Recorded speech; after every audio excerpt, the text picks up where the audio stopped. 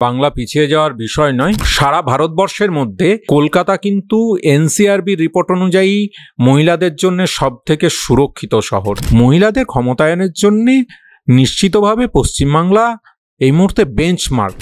দাদা এটাও বলছেন যে যদি আমি প্রতিবাদ করি এই দুষ্কৃতীদের তাহলে আমি খুন হয়ে যাব। প্রশ্নই ওঠে না যে পশ্চিমবাংলায় এই রাজনীতি নেই।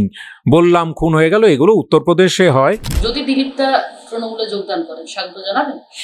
দেখুন, এটা শীর্ষ নেতৃত্বের ব্যাপার। পশ্চিমবাংলায় কি এখন বিজেপি সংগঠনটা আছে সেটা নিয়েই আমার সন্দেহ আছে। দাদা এই রাজ্যে একটার পর একটা আমরা দেখছি এই মুহূর্তে ভিডিও ভাইরাল হচ্ছে বিজেপির এক্স হ্যান্ডেল থেকে বা ওদের সোশ্যাল মিডিয়া যে সকল হ্যান্ডেলার রয়েছে সেই জায়গা থেকে দেখতে পাচ্ছি পোস্ট করা হচ্ছে, যেখানে দেখতে পাচ্ছি নারী নির্যাতন প্রকট। সেখানে হয়তো দেখতে পাচ্ছি তৃণমূলেরই কোনো মন্ত্রী বা নেতা তাদের যারা কেষ্টবিষ্টি বলা চলে এক কথায়, বা তাদেরই বাহাত ডানহাত বলছেন একদিক থেকে, তারা তাদের দ্বারা করা হচ্ছে এবং সেই ঘটনার জেরে দেখতে পাচ্ছি যে নারীদের উপর অত্যাচার চলছে। তো সেখানে দাঁড়িয়ে পশ্চিমবঙ্গ কি এখনো অনেকটা পিছিয়ে যাচ্ছে? সালিশি সভা এখনো হচ্ছে, যেখানে নারী মুখ্যমন্ত্রী রয়েছেন, পুলিশ মন্ত্রী রয়েছেন, শাসন ব্যবস্থা রয়েছে, অনেকটা এগিয়ে বলে দাবি করছে নারী সুরক্ষার দিক থেকে। তাহলে পিছিয়ে যাচ্ছে বাংলা? না, প্রশ্নই ওঠে না। বাংলা পিছিয়ে যাওয়ার বিষয় নয়। কয়েকটা বিচ্ছিন্ন ঘটনা নিশ্চিতভাবে আমাদের সামনে উঠে এসছে, আমরা দেখতে পেয়েছি সংবাদ মাধ্যমের পক্ষ থেকে। বিষয়টা হচ্ছে এই ধরনের ঘটনা সে যে ঘটনাই ঘটে থাকুক, যারাই করে থাকুক, কখনোই সমর্থনযোগ্য নয়। প্রশাসন সমর্থন করে না, মুখ্যমন্ত্রী মমতা বন্দ্যোপাধ্যায় সমর্থন করেন না, দল সমর্থন করে না, অভিষেক সমর্থন করেন না। সুতরাং এখানে সমর্থনের কোনো প্রশ্নই উঠছে না। এবং এই ধরনের ঘটনা ঘটে থাকলে যে যে জায়গায় ঘটেছে তাদের কঠোর থেকে কঠোরতম শাস্তি হওয়া উচিত।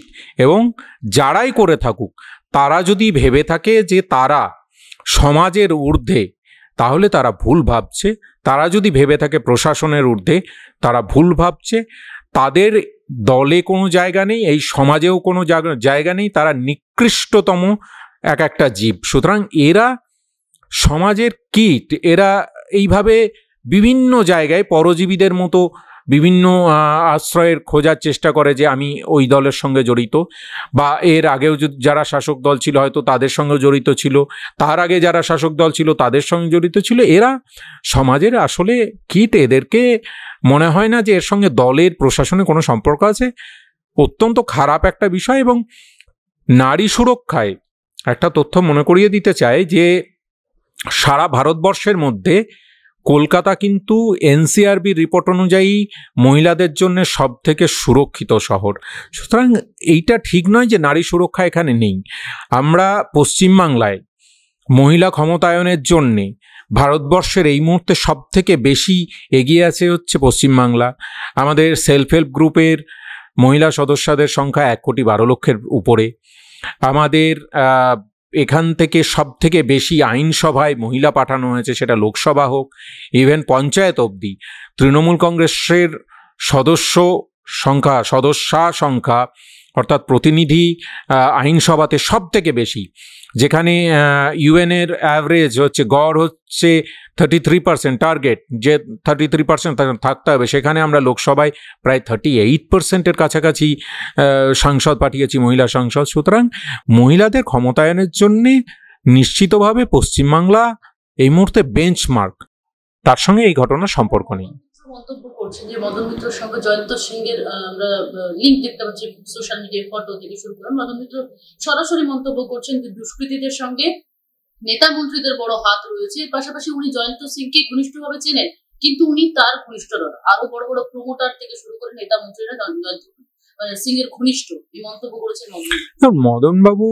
একজন সিনিয়র নেতৃত্ব, বর্ষিয়ান নেতা দলের। তিনি কি বলেছেন তার পাল্টা মন্তব্য আমি করব না, কিন্তু এটুকু বলতে পারি কোন নেতার কে ঘনিষ্ঠ তাতে কাউরির কিছু এসে যায় না। যারা এই ধরনের ঘটনা ঘটাবে তাদের বিরুদ্ধে দলের পক্ষ থেকে এবং প্রশাসনের পক্ষ থেকে কড়া ব্যবস্থা নেওয়া হবে। এক।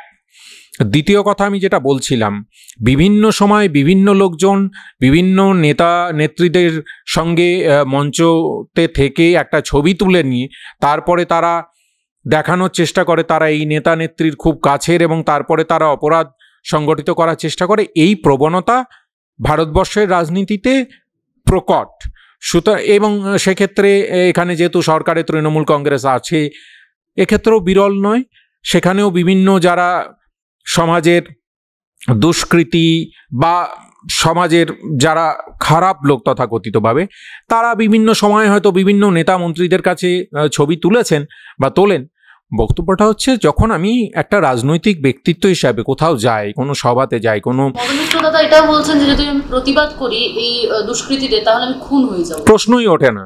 মদনবাবু কিভাবে বলছেন আমি জানি না। মদনবাবু আবার বলছি, উনি বর্ষিয়ান নেতৃত্ব, ওনার কথার উপর কিছু বলা উচিত হবে না, কিন্তু একটা কথা নিশ্চিত যে পশ্চিমবাংলায় এই রাজনীতি নেই। বললাম খুন হয়ে গেল, এগুলো উত্তরপ্রদেশে হয়, বিভিন্ন সময় আমরা রাজস্থানে দেখেছি, মধ্যপ্রদেশে দেখেছি, বিজেপি শাসিত রাজ্যগুলোতে এসব হয়। পশ্চিমবাংলায় এরকম হয় না, বললো আর খুন হয়ে গেল, এরকম হয় না। আর উনি তো বর্ষিয়ার নেতৃত্ব, উনি দলকে বা প্রশাসনকে জানাতে পারেন, উনি বিধায়ক, উনি আগে মন্ত্রী ছিলেন, তো উনি প্রশাসনকে জানাবেন। এবং আমার কাছে যতটুকু খবর, ওনার বোধহয় ব্যক্তিগত নিরাপত্তাও আছে প্রশাসনের পক্ষ থেকে। সুতরাং এই ধরনের হয়তো উনি একটা কিছু বলতে গিয়ে কোনো কিছুর প্রেক্ষিতে এটা বলে ফেলেছেন বা বলেছেন অন্য কিছু মানে করতে গিয়ে, কিন্তু এইটার আমার একদমই মনে হয় না। এবং যেটা বলছিলাম ওটা গুরুত্বপূর্ণ, যে একটা রাজনৈতিক ব্যক্তিত্ব, আমি কোথাও একটা সভা করতে গেছি, সেখানে প্রচুর মানুষজন আসেন, পাশে দাঁড়ান, এখন কিভাবে বুঝবো যে কার পরিচিতি কি? আমি তো গত 2 বছরে অন্তত কয়েক হাজার সভা করেছি, তো সেখানে আমার পাশে দাঁড়িয়ে বহু মানুষ ছবি তুলেছেন, এবং তাদের মধ্যে থেকে আগামী 6 মাস পরে কেউ একজন এরকম দুষ্কৃতী বেরোলে তার দায়িত্ব আমার হতে পারে না।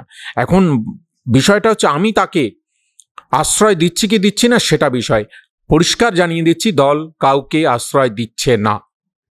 আচ্ছা দাদা, যেখানে দাঁড়িয়ে 2024-এ দাঁড়িয়ে যদি এই রাজ্যে সালিশি সভা এখনো হয়, রাজ্যের মুখ্যমন্ত্রী এই বিষয়ে কোনো একটা শব্দ মানে বলছেন না। সালিশি সভা করা কি এখনো পর্যন্ত উচিত যেখানে প্রশাসন রয়েছে? আমি কিছুদিন আগে যেদিন ঘটনাটা ঘটে অর্থাৎ যেদিন মানে সামাজিক মাধ্যমে ঘটনাটা সামনে আসে, আমি সেদিন কোনো একটি সংবাদ মাধ্যমে বসে অন ক্যামেরা বলেছিলাম যে রাজ্য কমিটির একজন সদস্য হিসাবে, দলের অন্যতম মুখপাত্র হিসাবে এই ঘটনার নিন্দা জানাচ্ছি, এবং দলের পক্ষ থেকে প্রথম এক্স হ্যান্ডেলে আমি এই ঘটনার প্রকাশ্যে নিন্দা জানাই। এবং নিশ্চিতভাবে এই ঘটনা নিয়ে আমি শীর্ষ নেতৃত্বের সঙ্গেও কথা বলি। আমাদের দলনেত্রী, সর্বোচ্চ নেত্রী মমতা বন্দ্যোপাধ্যায় এবং অভিষেক বন্দ্যোপাধ্যায়কে বিষয়টা আমি আমার দিক থেকে তুলে ধরি। নিশ্চিতভাবে হয়তো তারা অন্য জায়গা থেকেও জানতে পেরেছেন, আমি আমার বক্তব্য তুলে ধরি। এবং সেই সংবাদ মাধ্যমে বলে এসেছিলাম যে 24 ঘন্টার মধ্যে ব্যবস্থা হবে, এবং 24 ঘন্টা পেরোয়নি, তাকে শোকজ করা হয়েছে, এবং তার সঙ্গে মুখ্যমন্ত্রী নিজে কথা বলেছেন। এখন কি কথা বলেছেন সেটা তো আমি সংবাদ মাধ্যমে বলবো না, নিশ্চিতভাবে তাকে যা বার্তা দেওয়া হয়েছে। আচ্ছা দাদা, যেখানে নারীদের জন্য এত এত প্রকল্প হচ্ছে এই রাজ্যে, বিভিন্ন রকম প্রকল্প, কন্যাশ্রী থেকে শুরু করে রূপশ্রী থেকে শুরু করে মহিলাদের জন্য লক্ষ্মীর ভান্ডার, বিভিন্ন প্রকল্প, সে জায়গায় নারী সুরক্ষা কোথাও একটা কম হয়ে যাচ্ছে বলে মনে হচ্ছে? না, নারী সুরক্ষা কম হচ্ছে না, তার কারণ এনসিআরবির ডেটা দেখালাম। আমি কিছুদিন আগেই এনডিটিভির একটা রিপোর্টে দেখছিলাম যে গত 3 বছরে মধ্যপ্রদেশ থেকে 31,000 মহিলা নিখোঁজ, এবং তাই নিয়ে কোনো কিছু হয়নি। সব থেকে নিখোঁজ হওয়াটা একটা ঘটনা, সাংঘাতিক ঘটনা, তার থেকে আরও ভয়ঙ্কর ঘটনা, সেটা নিয়ে প্রশাসন উচ্চবাচ্যই করেনি। সুতরাং পশ্চিমবাংলা সেই জায়গায় নেই। পশ্চিমবাংলা নিশ্চিতভাবে নারী সুরক্ষাতে এগিয়ে আছে। পশ্চিমবাংলা, আমরা মহিলা ক্ষমতায়নের দিকে জোর দিয়েছি, মহিলারা এখানে যথেষ্ট স্বাধীন, তাদের সুরক্ষাও যথেষ্ট আছে। বিক্ষিপ্ত 2-1টি ঘটনা যারা ঘটাচ্ছেন এবং দলের নাম নিয়ে ঘটাচ্ছেন, আমি আবার বার্তা দিতে চাই, দলের সঙ্গে তাদের কোনো সম্পর্ক নেই। আর তারা যদি মনে করে থাকেন যে দলের ছাতা নিচে থেকে তারা এই ধরনের ঘটবেন, প্রশাসন তাদের বিরুদ্ধে যা যা করণীয় তাই করবে, তার মাথার উপর যত বড় নেতৃত্বের হাতি থাকুক, কেউ বাঁচবে না। গতকাল সন্দেশখালীর ঘটনায় সুপ্রিম কোর্টে যে রাজ্য সরকার থাকাকে যে আমার সিবিআই তদন্তের নিয়ে তারা মামলা করেছিল, সেই মামলা আবারও হাইকোর্টের নির্দেশেই যেমনটা সিবিআই তদন্তেই বহাল থাকছে। এর পাশাপাশি সুপ্রিম কোর্টের তরফ থেকে বলা হচ্ছে যে শাহজাহানকে যেন বাঁচানোর চেষ্টা করা হচ্ছে, এরকম একটা মন্তব্য আসছে। না, বিষয়টা হচ্ছে এখানে শাহজাহান কে, যে তাকে বাঁচানোর চেষ্টা করাবে, এরকম নয়। এবং তাকে অ্যারেস্ট করেছে কে? তাকে গ্রেপ্তার করেছে কিন্তু পশ্চিমবঙ্গ পুলিশ, সিবিআই বা ইডি করতে পারেনি। আমাদের বক্তব্যটা হচ্ছে যে সিবিআই বা ইডি বা যে কোনো কেন্দ্রীয় তদন্তকারী সংস্থার এই বিজেপির শাসনকালে গত 10 বছরে যে ভূমিকা আমরা দেখেছি, তারা তো বিজেপির হয়ে কাজ করছেন। আমরা তো চাই যে এইগুলো সংবিধান মেনে নিরপেক্ষ তদন্তকারী সংস্থা হিসাবে কাজ করুক, কিন্তু কোথাও সেই ভূমিকায় দেখা যায়নি। উল্টে আমরা তো চাই যে সন্দেশখালিতে বিজেপি মহিলাদের সম্মান 2000 টাকার বিনিময়ে বিক্রি করে দিয়েছে, সেটা নিয়ে সিবিআইয়ের কি স্ট্যান্ড? সিবিআই কেন তদন্ত করছে না? সিবিআই গত 5 বছরে যতগুলো তদন্ত করেছে তাদের স্ট্রাইক রেট কতগুলোতে শেষ পর্যন্ত কনক্লুড করতে পেরেছে। কিন্তু পশ্চিমবাংলা পুলিশ সেটা সারদা কেস থেকে শুরু করে শাহজাহান সব জায়গায় গ্রেপ্তারিটা কিন্তু পশ্চিমবাংলা পুলিশ করেছে। আর সুতরাং রাজ্য প্রশাসন অত্যন্ত দক্ষতার সঙ্গে কাজ করছে এবং করে চলেছে। আমাদের আপত্তিটা এখানে যে সিবিআই এবং ইডিকে দিয়ে বিজেপি এখানে রাজনৈতিক একটা চক্র চালানোর যে চেষ্টা করছে, সেটার জন্য আমরা সিবিআইয়ের বিরোধিতা করেছি। শাহজাহান গ্রেপ্তার হয়েছে, রাজ্য পুলিশই তাকে গ্রেপ্তার করেছে এবং আগামী দিনে যা আইন অনুযায়ী ব্যবস্থা নেওয়ার সেই ব্যবস্থা হবে। সুতরাং এক্ষেত্রে আমাদের বক্তব্যটা স্পেসিফিক্যালি সিবিআই এবং ইডির ভূমিকা নিয়েছিল এবং আমরা আদালতকে সম্মান জানাই। আদালত রায় দিয়েছেন, আমরা মাথা পেতে নিচ্ছি।